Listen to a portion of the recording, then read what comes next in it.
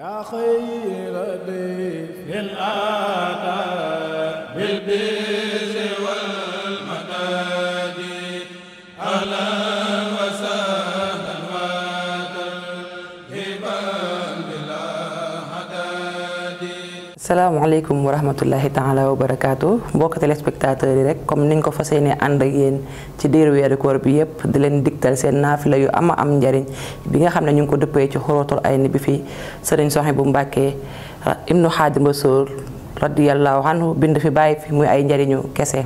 tey di seen guddi fukki fan ak juróom benn ci guddig weeru koor képp ku ci naafila ñaari rakka bu ci nekk nga jàng ca faatixatul kitab benn yoon isa zuzilati fukki yoon. képp ku julli yi des na ko bindal tuyaaba yu bari jéggal ko bàkkaaram bépp te bu nekkee ci njàqare suñu borom wàññi ko ci njàqare soppil ko ak yiw musal ko ci balaa yu bari. kon boog loolu mooy seen guddi fukk ak juróom benn ci weeru koor képp ku ci naafila ñaari rakka bu ci nekk nga jàng ca faatixatul kitab benn yoon isa zuzilati fukki yoon. kon boog jërë ngeen jëf yàlla na suñu borom nangul ñu suñu jaamu yàlla ay gépp. يا خير ضيف الآتى